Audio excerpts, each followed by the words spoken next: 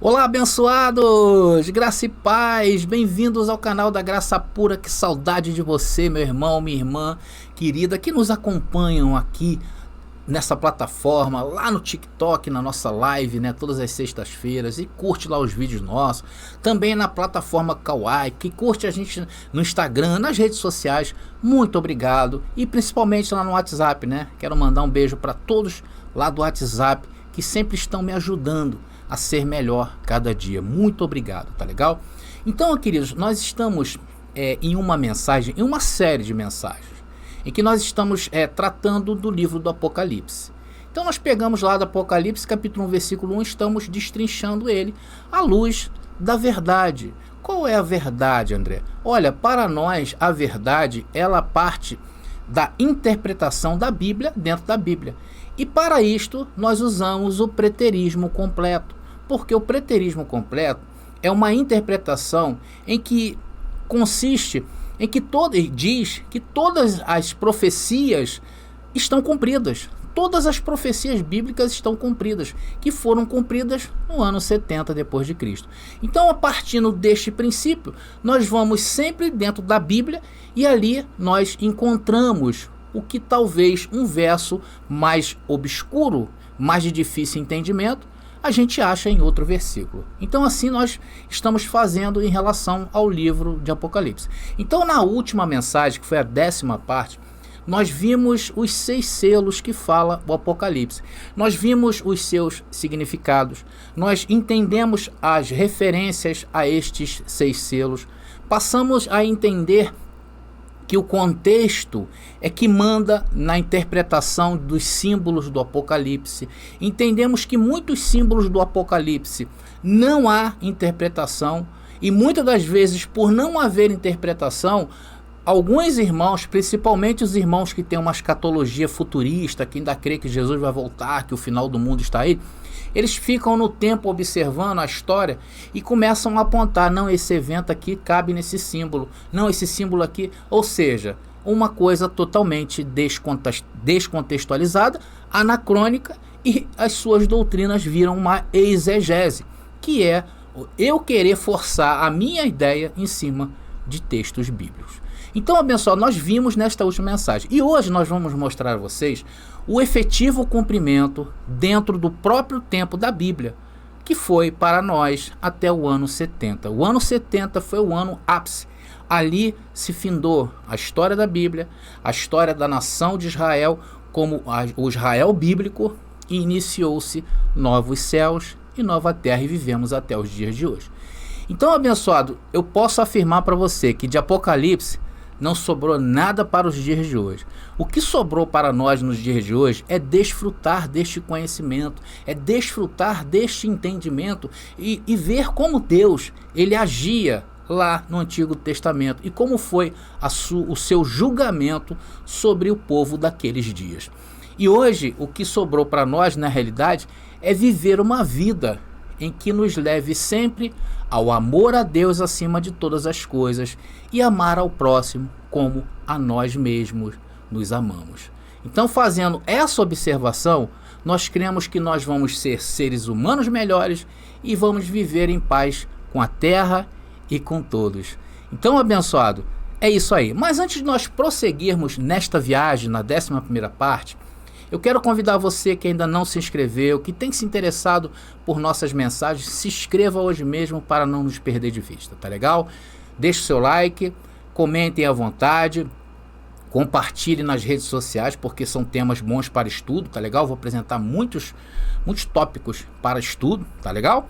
Então, abençoado, vai lá, se inscreva lá. E se você quiser que essa plataforma te avise, é só você tocar o sininho aí, tá? Nós temos, queridos, falar rapidamente, né? Nós temos um livro que nós criamos, que está aqui, A Doutrina do Inferno, suas manifestações, suas manipulações e mentiras dentro do sistema religioso, no qual nós falamos justamente de uma doutrina que ela foi recortada da Bíblia e forçado o entendimento em cima de um ensino, uma doutrina que não está no cristianismo, uma doutrina pagã, que é o bem e o mal. E ali começaram a acrescentar um monte de coisa. Então, não perca esse livro é muito bom. E também os nossos estudos, para quem gosta de estudar, para quem gosta de se alicerçar, nós temos apostilas do nosso estudo. Inclusive, essa mensagem, ela está na apostila número 9, tá legal? Então, se você deseja, e lá, claro, tem muito mais conteúdo para você, tá legal? Bom, queridos, então vamos à cereja do bolo. Olha, abençoado, coisas grandiosas Papai Deus tem para nos mostrar na mensagem de hoje, tá? É por isso que eu falo, vem pra graça que eu te explico.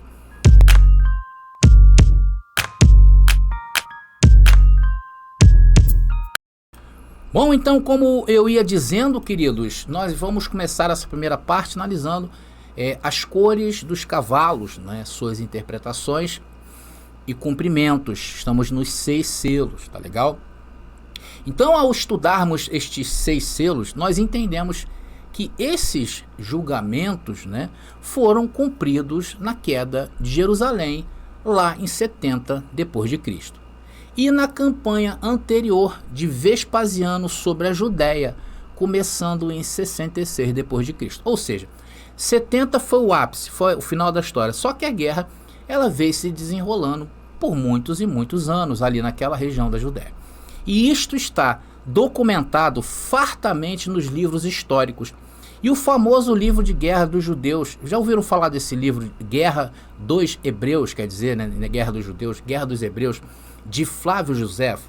Para quem não sabe, Flávio Josefo é um escritor contemporâneo daqueles dias, ou seja, ele via a história e escrevia.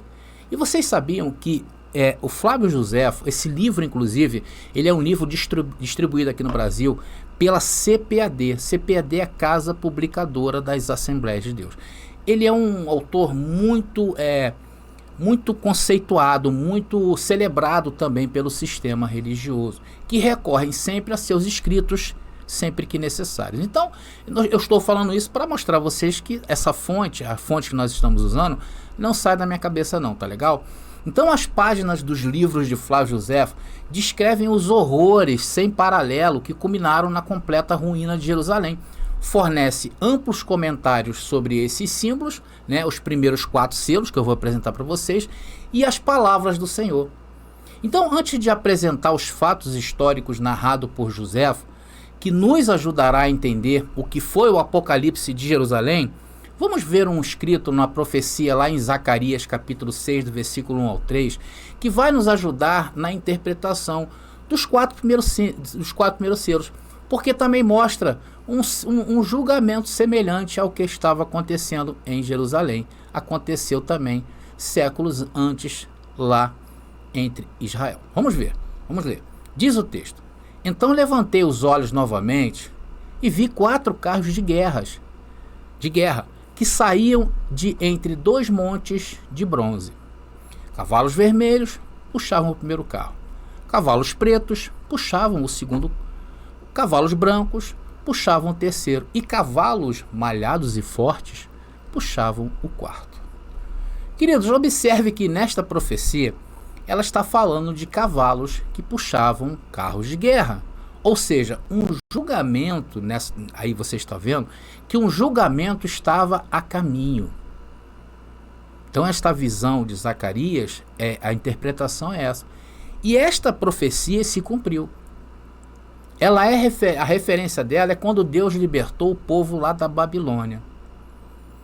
Então, queridos, dentro da cultura judaica, por isso que nós não podemos ter a concepção bíblica como nós pensamos hoje a vida, como nós interpretamos os símbolos que nos é bem claro nos dias atuais. Eu expliquei isso na outra mensagem. Nós não podemos olhar uma pomba branca. Claro que a pomba branca, somente a pomba branca, vai nos remeter à paz. Só que dependendo do contexto, ela pode representar a guerra também. Então, é esta a ideia de interpretação. Então, dentro da cultura judaica, essas visões, irmãos, são bem comuns e fica claro que os 4 cavaleiros do Apocalipse representam julgamentos ou punições para Israel, e não de um futuro indeterminado, e muito menos para os gentios. Vocês percebem? Então agora, abençoados, vamos ver o significado dos 4 cavaleiros e o seu cumprimento, tá bom? Vamos começar pelo cavalo branco.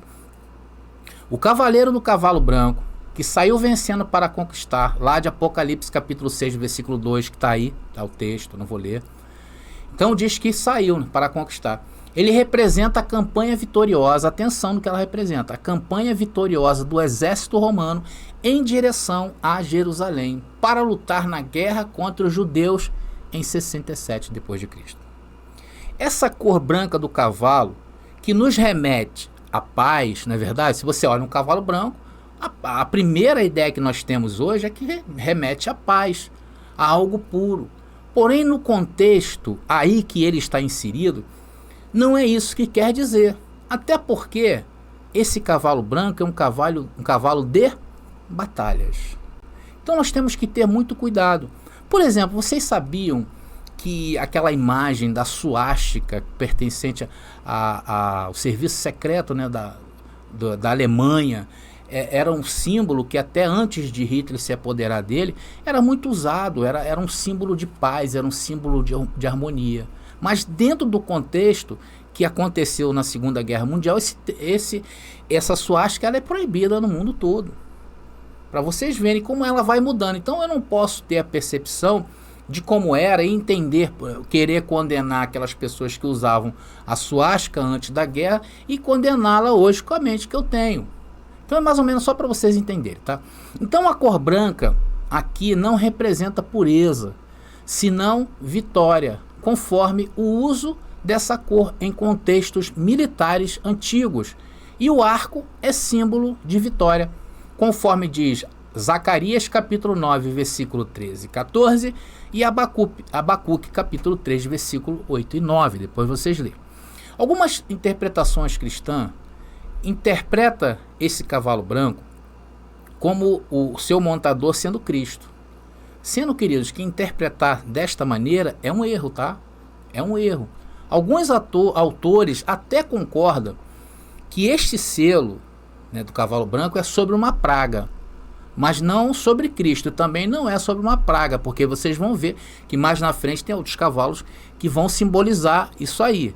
Então também não é um argumento forte, porém menos do que achar que esse cavalo branco, cavaleiro, é Cristo.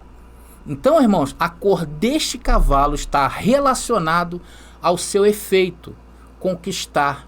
Mas vamos continuar aí analisando tanto a cor destes cavalos como seus cavaleiros. Vamos ver agora o cavalo vermelho. Irmãos, ele está relacionado ao sangue, até por conta do que ele causou naqueles dias. A sua cor vermelha em grego quer dizer cor de fogo, ou seja, vermelho, cor de fogo. E o cavaleiro que o monta foi o responsável por tirar a paz da terra. De que terra? Da terra santa, da terra de Israel. Porque foram 4 anos de intensas batalhas que houve na Judéia naqueles dias. Então esse cavalo ele evoca o sangue, o fogo da campanha romana sobre a Judéia. Não apenas o templo e Jerusalém foram queimados no final da guerra, tá bom, queridos?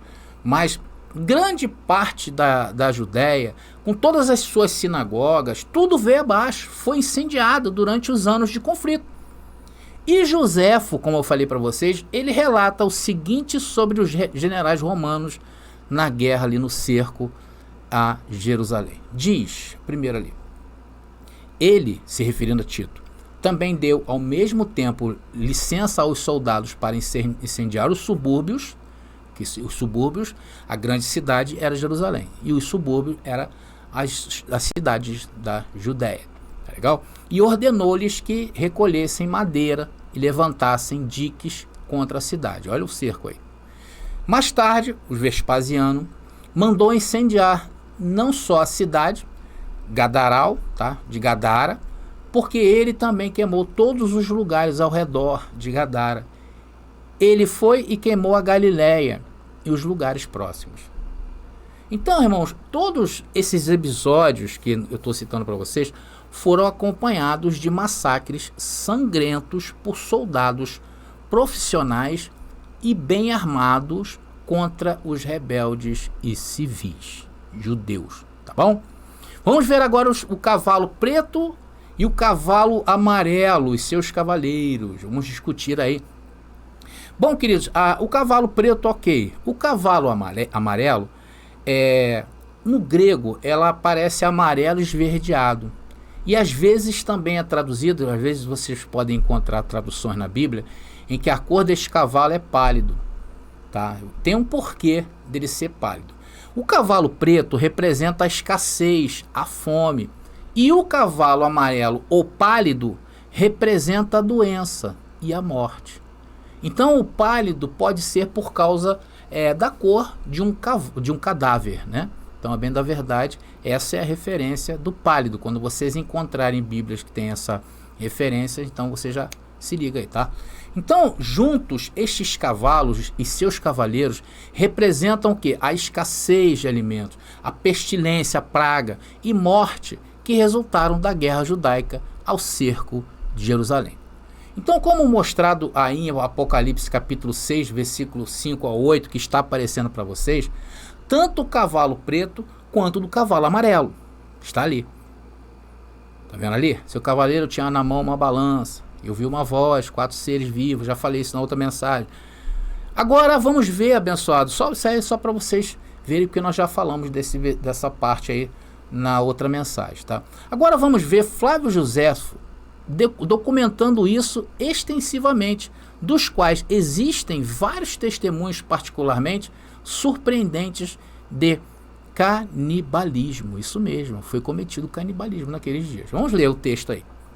Maria do bairro de Bezezob, uma cidade no leste do Jordão, nobre em linhagem e rica, fugindo com todo o povo, refugiou-se dentro de Jerusalém. Ela foi correndo, essa mulher, né? Ela foi correndo para dentro de Jerusalém se refugiar, porque era uma cidade forte. Ela era de muros, ela era murada. Tá? E ali, cercada com todos os outros, movida pela forte fome que os meses de cerco implacável, porque o exército cercou a cidade, não deixava entrar nada. Do cerco implacável, produziram os judeus, arrebatando um filho que ela tinha em seus seios, diziam: ó miserável e miserável você, apontando para seu filho.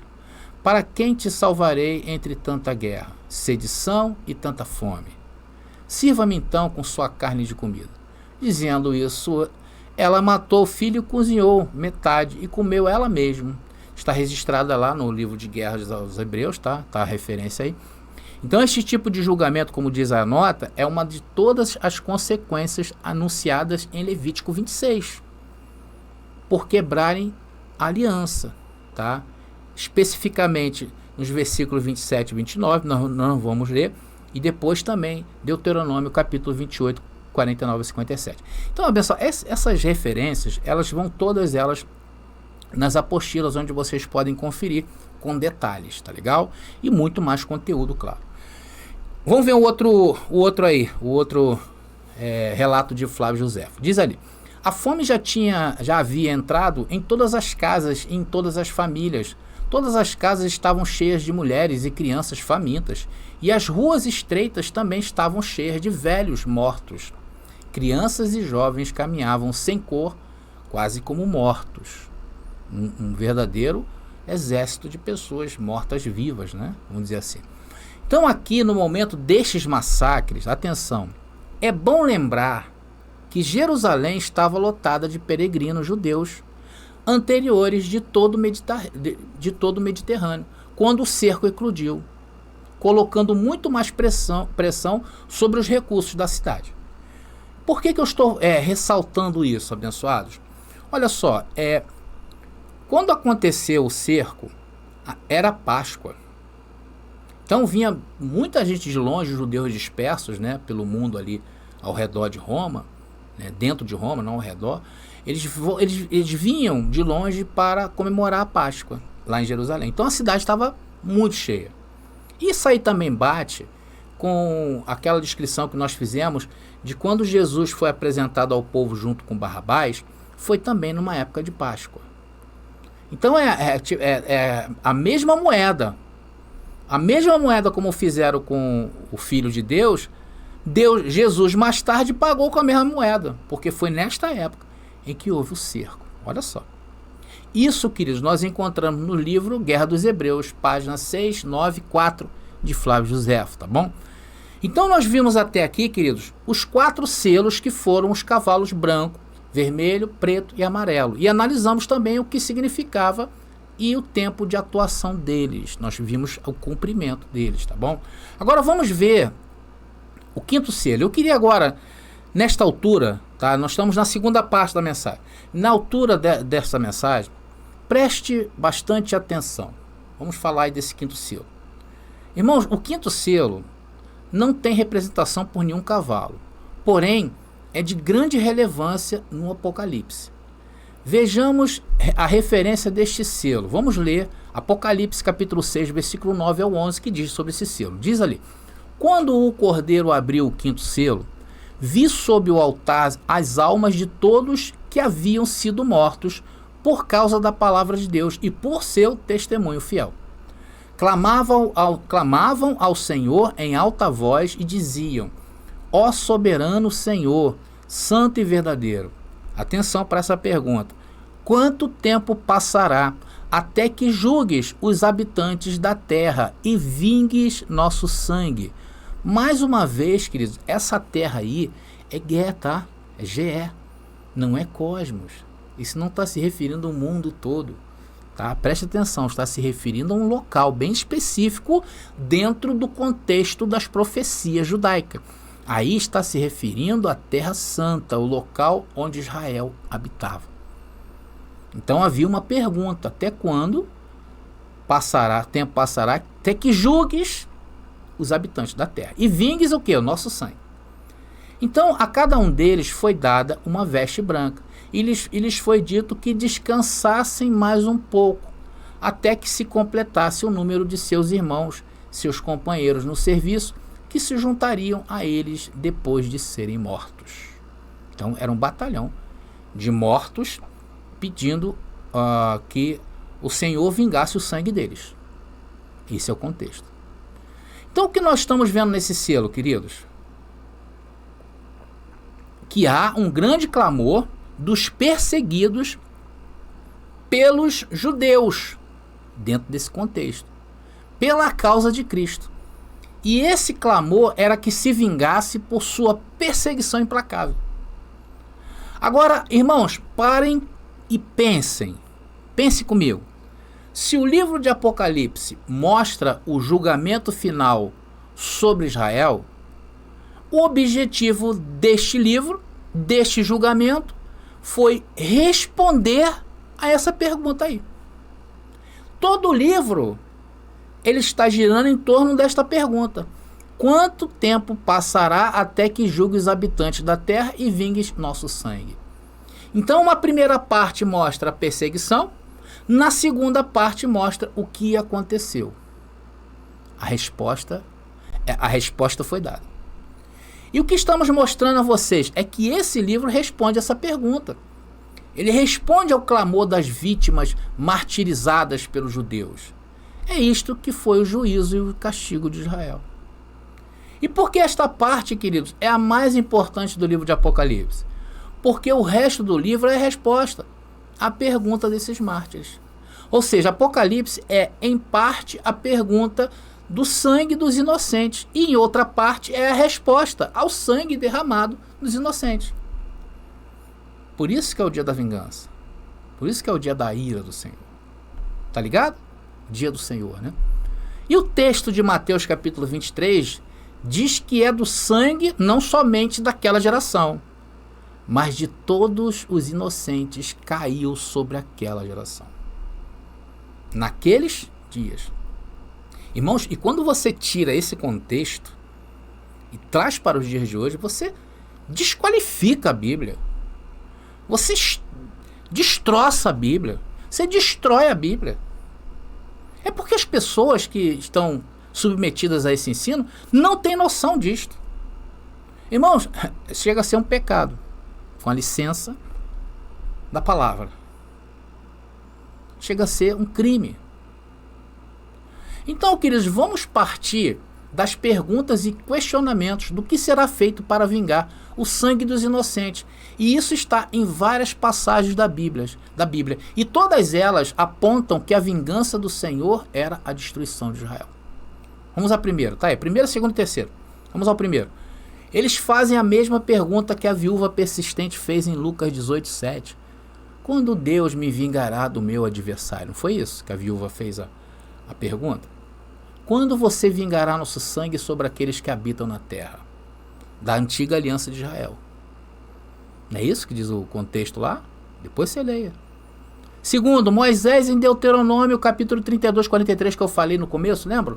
Quem está acompanhando o começo sabe o que eu estou falando. Que o motivo da Bíblia era mostrar a obra do Senhor, como Deus agiu, como Deus entregou uma lei para um povo para respeitar, para amar, e esse povo não consegue, e imediatamente esse povo seria punido. Então lá em Deuteronômio capítulo 32, versículo 43, depois vocês leiam, disse que era a terra de Israel que levaria vingança pelo sangue dos santos nos últimos dias da antiga aliança de Israel, no final dela. Esse é o objetivo do livro, da Bíblia. Terceiro, Isaías predisse a mesma coisa, dizendo que essa vingança aconteceria no dia do Senhor. Quarto, quinto e sexto, vamos lá, em Mateus capítulo 21, Jesus, falando dos judeus rebeldes de sua época, diz: ele destruirá miseravelmente esses miseráveis e arrendará a vinha a outros lavradores. E esses outros lavradores seria o povo que viria depois do ano 70. Nós estamos incluídos aí. Viríamos depois. Quinto, em Mateus capítulo 22, Jesus disse que o rei ficou irado, destruiu sua cidade e foi em frente com o casamento. Eu já falei sobre isso, né? Inclusive eu vou voltar, tá? Assim que acabar essa parte de Apocalipse, vamos voltar lá às 27 acusações de Jesus contra Jerusalém, que são as parábolas. Muita gente pensa que parábola é feito somente para mostrar dar uma lição de vida. Não, as parábolas eram acusações ferrenhas contra Jerusalém. Ferrada também pela intensidade. Vamos aí ao sétimo, Lucas 13, Jesus disse que era impossível um profeta perecer fora de Jerusalém e que o templo judaico ficaria deserto. Olha aí, abençoados. Todos eles foram punidos dentro de Jerusalém, né? Puxa. Sétimo, oitavo e nono. Em Mateus 23, Jesus disse que Jerusalém cumpriria a medida de seu pecado e seria responsável pelo sangue de todos os justos, de Abel a Zacarias, em sua geração. Oitavo, Lucas 23, a caminho do Gólgota, Jesus disse às mulheres que choravam. Se lembra? Quando Jesus caminhando, as mulheres chorando, e Jesus falou assim, que elas deveriam chorar por si mesmas, que implorariam para que as montanhas caíssem sobre elas. Olha o que Jesus está falando. Como eu posso descontextualizar isso, irmãos? Dá vontade de dar um glória a Deus, né? É muito amor de Deus nas nossas vidas em nos mostrar isto. O nono, o autor de Hebreus falou dos judeus rebeldes em Hebreus 10, citando Deuteronômio 32, onde Deus disse da antiga aliança de Israel em seus últimos dias: minha é a vingança, eu retribuirei, diz o Senhor. E mais uma vez, o Senhor julgará seu povo. É uma coisa horrível cair nas mãos do Deus vivo. Muita gente usa isso aí para afrontar muita gente, né? E aí é um descontexto, né, irmãos? Irmãos, novamente eu falo e repito como é rígido, como é sincera a nossa interpretação. Não precisamos forçar textos para encaixar o meu contexto, tudo dentro do seu tempo, irmão. Ainda que eu possa até querer imaginar, poxa, é impossível isso aí que aconteça naqueles dias. Mas é o que está falando a Bíblia. Não sou eu que mando, é o contexto. Então, por outro lado, nessas passagens você consegue um detalhe que não pode faltar. Você vê o destino daqueles que morrem, assim como Jesus é visto em sua natureza celestial. Glória a Deus por isso. O Apocalipse revela o destino do homem após a morte, onde o que passa para o reino celestial é o espírito do homem. Atenção nisto, tá? 1 Coríntios, capítulo 15, versículo 50, vamos ler. Estou dizendo, irmãos, que o nosso corpo físico, atenção, hello, não pode herdar o reino de Deus. Este corpo mortal e tudo o que se refere a ele não pode herdar aquilo que durará para sempre. Uma mente que é feita para esta vida, que é a mente que nós temos, a mente normal, a mente do homem, que inclusive, não sei se é Tiago fala que é animal diabólica, e é mesmo. Essa mente perece. Essa mente, com esse entendimento da carne, fica. Com a justiça da carne, fica. Porque ela só vale aqui, ela não vale além. E aí eu entro com a alma, tá? A questão da alma. Mas é um papo para um outro assunto. Nesse caso, como João está no reino celestial, ou no espírito, tá? João está no espírito, Apocalipse capítulo 1, versículo 10 e versículo 4, ou capítulo 4, versículo 2, que nós já mostramos aqui, eu vou mostrar de novo, ele pode ver os espíritos que foram mortos pelo derramamento de sangue, aqueles que habitam na terra lá de Jerusalém. Vamos ver? Apocalipse 4, 2 diz: e no mesmo instante fui tomado pelo Espírito e vi um trono no céu e alguém sentado nele. E os mortos clamam pela vindicação do sangue derramado. Mateus 23, 35, diz o texto. Como resultado, serão responsabilizados pelo assassinato de todos os justos de todos os tempos. Desde o assassinato do justo Abel até o de Zacarias, filho de Baraquias, que vocês mataram no templo entre o santuário e o altar. Mas eles são instruídos a esperar um pouco mais, a descansarem um tempo mais, porque chegaria o dia que seria respondida aquela pergunta que nós fizemos: quem julgará o sangue dos inocentes? Quem vingará o sangue daqueles que foram mortos pelo Senhor? Ou mortos pela causa do Senhor?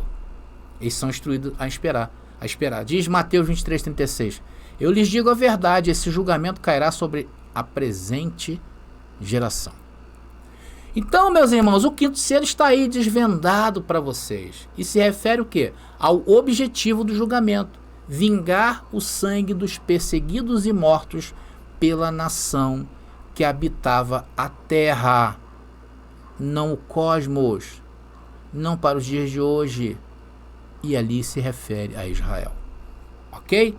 Vamos correndo então para o sexto selo e último dessa mensagem. Está lá em Apocalipse 6, 12 ao 14. Coloca aí, mas eu não vou ler o texto, tá bom? Diz o texto aí: onde a lua e o sol são descritos como ficando mais escuros à medida que as estrelas caem. Na terra o céu se enrola como um pergaminho e as ilhas são movidas de seu lugar. Um contexto judaico forte. Irmãos, esse texto aí está falando da cidade que seria destruída juntamente com seu templo. É disso que fala o sexto selo. Você sabe que na visão judaica, Jerusalém, né, a cidade santa, todas elas, aliás, da Judéia, era vista como uma ilha. Sabia disso? Tanto que dentro do templo havia referências a ilhas, né, ao mar. O mar, o que fazia o mar? O mar separava Israel das outras nações. Isso é um contexto judaico. Tá? Então o texto está falando desse contexto. Então o texto está falando claramente que a cidade seria destruída. Então a queda da Terra Santa é sendo descrito como uma linguagem profética hebraica típica, bastante comum no Antigo Testamento. Jesus, o Cordeiro, está mostrando a João a realização de suas próprias palavras quando disse no Monte das Oliveiras, Mateus 24, 29, diz o texto: e logo após a tribulação daqueles dias, o sol escurecerá, e a lua não dará a sua luz, e as estrelas cairá do céu, e os poderes dos céus serão abaladas. Tudo simbolismo. Muita gente quer ver isso, né, queridos? Por quê? Exegese, anacronismo. Ah, mas não sobrou nada pra gente, André? Sobrou não, irmão. Sobrou o maior desafio da nossa vida, que é viver bem com os outros, com o próximo, viver bem conosco mesmo, tentar endireitar tudo que está aí errado. Agora, ficar olhando que um dia vai acabar é covardia, né, irmão? É igual aquela pessoa que faz um monte de besteira e depois se mata, né? Covarde, né? Sim ou não? Ela deveria ficar viva para pagar, né? Para sentir o que ela fez. Então essa é a tática do sistema, a tática suicida, né? Esperar que o mundo se acabe. Então, de acordo com o que foi analisado sobre profecia de Jesus em Mateus 24, 29, que estamos vendo aí, aqui você pode ver o uso da linguagem profética apocalíptica que os profetas tinham no Antigo Testamento, quando recebiam de Deus, através de visões, que um julgamento cairia sobre uma nação. Agora, abençoados, eu vou colocar para vocês, nisso que eu falei agora, quando recebiam de Deus, né, através de visões, que um julgamento cairia, e isso nós vamos ver amplamente, vou mostrar as imagens aí, tá, para vocês. Isso foi amplamente um conceito forte do Antigo Testamento, para dizer que a gente não está falando besteira. Então eu vou colocar para vocês uma tabela, que vai mostrar a primeira coluna, a referência bíblica dos símbolos usados nos profetas, nos livros, tá? Na segunda coluna vocês vão ver, né, o texto, e na terceira coluna o acontecimento. Vamos lá, vou colocar aqui, tá aí, a primeira aparecendo para vocês. A referência está ali, Amós, capítulo 5, 18, capítulo 5, 20, capítulo 8, 9. Qual é o texto? Diz o quê? Ai dos que anseiam pelo dia do Senhor. Por que você quer este dia do Senhor? Será das trevas e não da luz. Não será o dia do Senhor trevas e não luz? Escuridão que não tem luz? Naquele dia, diz o Senhor Deus, farei que o sol se ponha ao meio-dia, e em dia claro cobrirei a terra de trevas. Irmãos, todas essas passagens que está aí para você, tá? Se você for ler, você vai ver que ela indica igualzinho o que nós estamos lendo em Apocalipse. Aí a terceira parte ali é a observância, tá? É o quando se cumpriu. Então no primeiro ali que eu estou lendo com vocês, eu não vou ler o restante, tá? Para não tomar muito tempo. Diz ali, os assírios destruindo os israelitas das 10 tribos do norte em 722 a.C., no exílio. Depois tem Isaías 13, 10 e versículo 13. Mesma coisa, vamos só ler mais essa. Diz ali, ó. Por isso as estrelas dos céus e as suas estrelas não darão a sua luz. E o sol se escurecerá ao nascer. E a lua não dará a sua luz, porque eu abalarei os céus. E a terra se moverá do seu lugar, na indignação do Senhor dos Exércitos no dia do seu furor. Agora eu te pergunto, a terra se moveu de lugar? O sol escureceu naquele dia? Claro que não, literalmente falando. Mas aconteceu, tá lá. Os assírios destruindo os babilônios em 689 a.C. Como eu posso pegar lá, e Jesus falou aquilo ali, Mateus capítulo 24, Apocalipse, Paulo e Coríntios, Pedro, Tiago, todos eles, achar que isso vai vir para os dias de hoje, queridos? Literalmente falando. Isso é ou não é uma forçação de barra? Isso é ou não é um anacronismo? Isso é ou não é uma exegese? Claro que é. Inclusive ontem eu botei um post lá na nossa comunidade do YouTube aqui, né? E eu falei, questionando, né, que é igual os comerciantes quando colocam os futuristas agem em relação ao Apocalipse, igual aos comerciantes com aquela plaquinha, fiado só amanhã. Então você vai naquela expectativa de amanhã chegar naquele comércio ali, aquilo ali está diferente, mas não, vai estar sempre dizendo, fiado só amanhã. Você vai voltar amanhã? Fiado só amanhã. Esse amanhã nunca vai chegar. É isso aí, eles transformaram. E nisto todo mundo age como kamikaze, né? Faz um monte de besteira e aí espera no último momento, né, da vida, ter ali um suspiro de vida para pedir perdão a Deus para ir para o céu. Assim eles estão vivendo, irmão. É assim, não amam o próximo, não conseguem se amar. Estão de mal a pior. Olha, abençoado, eu não estou falando demais. É uma verdade, é só você observar o que está acontecendo hoje dentro desses lugares. Irmãos, então está aí, olha, todas elas, tá? Vou passar a segunda parte também. Olha só, todas, eu não vou falar uma por uma, porque senão vai ficar imenso isso aqui, tá? Então, todos esses detalhes lindos e maravilhosos, conteúdo rico, está indo na apostila número 9, que já está disponível para você. Então, se você quiser aí estudar mais profundamente, eu te aconselho você fazer isso, porque a cada descoberta, irmão, a cada descoberta, você vai ter mais base na tua vida para falar, Pessoas vão começar a te ouvir, porque você tem base. Você sabe o que está falando.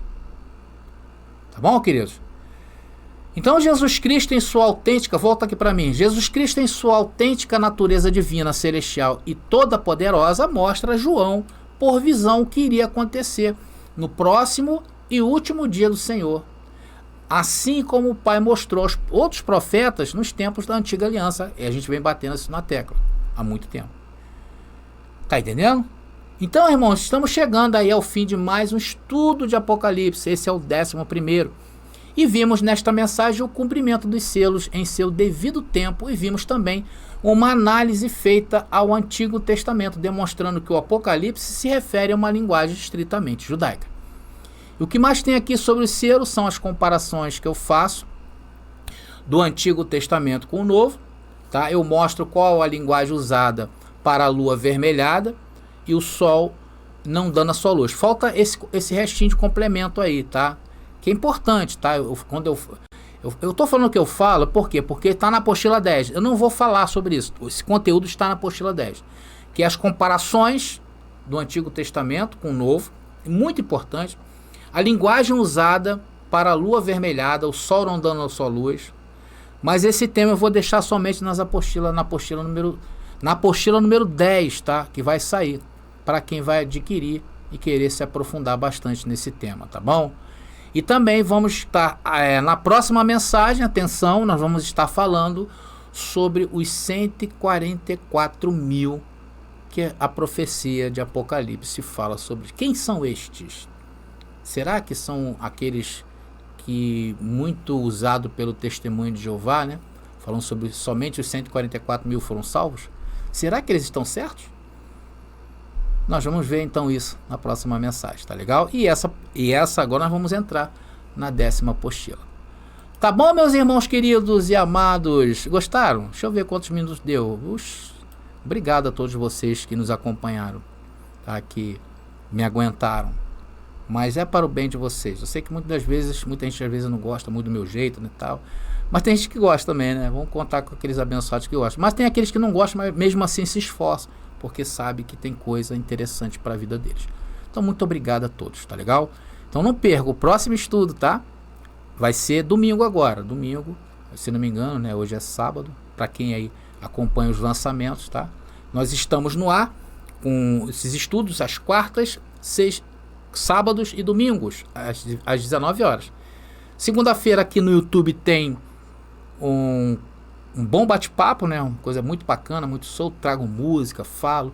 E às sextas-feiras, ontem, né? Tivemos lá no TikTok. Quem esteve lá comigo foi agraciado com uma palavra maravilhosa. Tá bom? Então estejam conosco também, nos acompanhando nessas redes sociais. Eu vou ficando por aqui. Graça e paz e até a nossa próxima mensagem. Você pediu nossos estudos em apostilas? Já chegaram e estão disponíveis. Elas estão divididas em 10 temas com referências, esboços e comentários. Ideal para quem quer ensinar em família, em reuniões ou mesmo para quem deseja abrir um canal no YouTube. Faça contato agora mesmo pelo nosso WhatsApp 21 979 87 46 68 21 979 87 4668. Nossas apostilas foram feitas para você ensinar com qualidade e harmonia com a palavra. Já está disponível o livro As Doutrinas do Inferno e Suas Manipulações Dentro das Igrejas. Adquira hoje mesmo.